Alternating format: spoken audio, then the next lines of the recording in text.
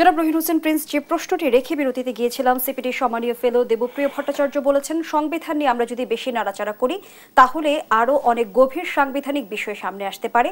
সরকার সংবিধানের কোন অনুচ্ছেদে গঠিত হয়েছে এবং সরকারের ক্ষমতার বিস্তৃতি কতটুকু।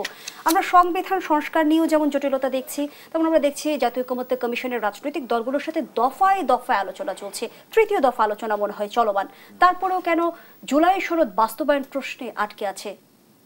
না, ঠিকই তো, মানে আপনি কি বলবো, যে স্পিরিটটা এখানে বললেন এটা তো কারেক্ট, যে আননেসেসারি এত সময় লাগতেছে কেন। তো এখন আমি খুব সহজ করে বহুদিন ধরে বলছি, সেটা আবার বলি, এইখানে কোনো সমস্যা হতো না। ঐক্যমত্য মানে কি, আমরা যদি এই প্রশ্নটা ঠিক করতে পারতাম এবং যেগুলো হয়েছে তার বাস্তবায়ন কিভাবে করব। ছোট করে একই কথা রিপিট করতে হয়। প্রধান উপদেষ্টার সাথে আমাদের যখন কথা হয়েছিল এবং খুবই কারেক্টলি হয়েছিল যে সব দলগুলো যে যে প্রশ্নে একমত হবে সেটাই ঐক্যমত্য, আর বাকিটা যার যার ওপিনিয়ন। আচ্ছা, এইটা হলে দেখেন আপনি জাস্ট এখনই কাগজে 1 মিনিটের মধ্যে বলে দিতে পারবেন কোন কোন ঐক্যমত্য। এবার বাস্তবায়ন পদ্ধতি সিম্পল, দুইটা জিনিস। একটা হচ্ছে প্রচলিত আইন যেগুলো পারমিট করবে এখনই করে ফেলতে হবে, আর যেগুলো যদি সংবিধান সংশোধনের মতো থাকে, তাহলে এই সরকার শপথ নিছে কি সংবিধানের মধ্য দিয়ে না? সংবিধান সুরক্ষার কথা তো বলেছে, তাহলে সংবিধান সংশোধন করতে হবে সংবিধানে বর্ণিত পদে। সে পদ কি? আগামী পার্লামেন্ট। তা সে ব্যাপারে ঐক্যমত্য আমরা সবাই সই করে দিলে আর ঝামেলা থাকতো না। কিন্তু ঝামেলাটা পেকেছে যে এইখানে ঐক্যমত্যের বাইরেও নোট অফ ডিসেন্ট সহ অন্যগুলোকে ঐক্যমত্য বলা হচ্ছে।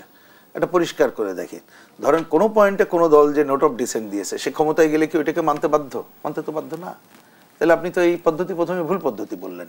এইবার আসি বাস্তবায়নে অন্য জায়গায়। আমি এখানে 3টা সংকট দেখছি, সেটাও বলে দিই আপনাদের মাধ্যমে, যারা একটু চিন্তা করে আমাদের বক্তব্যটা পরিষ্কার। যেমন ওনারা আমাদের এই যে পয়েন্টগুলো নিয়ে কথা বলছি, একটা ভূমিকা লিখছেন, কিন্তু সেই ভূমিকাতে তো আমরা একমত হচ্ছি না। এটা তো দরকার নেই। ধরুন বিএনপি লিখলে তার মতো একটা ভূমিকা লিখবে, কমিউনিস্ট পার্টি একরকম লিখবে, আর এক দল আর এক রকম লিখবে, তা সব একমত হওয়ার দরকার নেই এবং এটা ভূমিকার সবটা সময় প্রয়োজন নেই। কিন্তু ওনারা এই অপ্রয়োজনীয় ভূমিকা এনে দেখা যাচ্ছে এক একজনের মত প্রতিফলিত হচ্ছে, আমরা বারবার চেঞ্জ করতেছি। আর ঐক্যমত্যের ব্যাপার বললাম। তৃতীয়ত, ওনারা প্রথমে একটা ডাউস কথা নিয়ে আসছেন কিভাবে বাস্তবায়ন হবে, এবং এখন একটা অঙ্গীকারনামা নিয়ে আসছে। এই ক্ষেত্রে আমরা বলেছি মানে আপনারা যদি একমত হতে পারছেন না, অলরেডি ওনারা পিছিয়ে আসছে, যাচ্ছে বাস্তবায়ন নিয়ে আমরা কথা বলবো না, আমরা সরকারের কাছে তুলে দেবো। এবং আপনি ফার্স্ট পয়েন্টে যেটা বললেন, যেটা যে নেত্রীকে জিজ্ঞেস করলেন যে 4টা পয়েন্ট ঐক্যমতের, অ্যাকচুয়ালি ওইটা হচ্ছে আমরা গত পরশুদিন যে মিটিং হয়েছে, ওনারা যে কাগজটা দিয়েছে সেই কাগজে বলেছে এই 4টা হচ্ছে বিশেষজ্ঞ মত। কোন বিশেষজ্ঞ আমরা জানি? আমরা জানতে চেয়েছি যে ভাই রে, বিশেষজ্ঞদের একটু নাম বলেন, আমরা একটু জানি কোন বিশেষজ্ঞ কি বলেছে। আর ওইখানে মোটা দাগে 12টা মত বলেছে, তার মধ্যে মোটা দাগে 6টা মত হচ্ছে রাজনৈতিক দলগুলোর। হ্যাঁ, ওটা কারেক্টলি কোন দল কি বলেছে উল্লেখ করা আছে, কিন্তু সেক্ষেত্রে ধরুন একটা মত, এখানে যেহেতু 2 দলের প্রতিনিধি আছে বলি, আমরা 2 দল ঐক্যমত্য কোনটাই জানি, এবং অধিকাংশ দল, ওনাদের ভাষায় 30টা দলের মধ্যে 18টা দল, তার মেজরিটি, তাদের প্রস্তাব হচ্ছে ওইটা। এখন যেটা বাস্তবায়ন করা যায় আইনে সেটা করেন, আর সংবিধান সংশোধনের বিষয়টা রেখে দেন আগামী সংসদ নির্বাচনের জন্য। তাহলে আপনি যদি মেজরিটির মত মানেন এবং যদি আপনি জোর করে চাপাই দেওয়ার অন্য কিছু না করতে চান, তাহলে কোনো সংকট নাই। আমরা দেখছি ওনারা সেই কাজটা করতে চাচ্ছে। তবে আমি আশা করি, আমি আপনার মাধ্যমে এই আশা করি এই পার্টে শেষ করি, আগামীকাল যে বৈঠকটা আছে বললাম, এই বৈঠকটা অ্যাকচুয়ালি হচ্ছে একটা পার্ট বৈঠক। আমার ধারণা এরপরে আর ওনাদের সাথে এরকম ঐক্যমত্য আর বৈঠক হওয়ার সুযোগ নেই।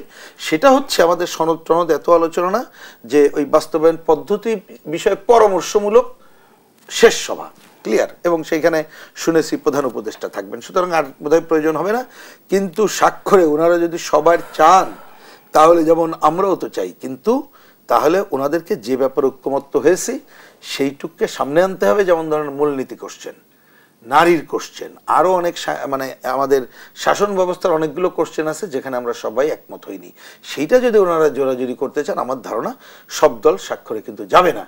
কোনো দল যদি বাড়তি এইখানে গণভোট ওগুলো না হলে হবে না, তাহলে এইটা তো কোনোভাবেই মানে আমার বিবেচনায় গ্রহণযোগ্য করা উচিত না। কারণ মেজরিটি দলই তো আমরা বলে দিয়েছি যে এইখানে যেটা আইন করে আপনি সমাধান করা সম্ভব সেটা করেন, আর সংবিধান সংশোধনের জন্য প্রয়োজনে আপনি আগামী পার্লামেন্টের কাছে পৌঁছে দেন। সেই ক্ষেত্রে ডক্টর দেবপ্রিয় ভট্টাচার্য যে কথাটা বলেছেন, উনি 100% কারেক্ট অ্যাপ্রোচ নিয়ে এসেছেন।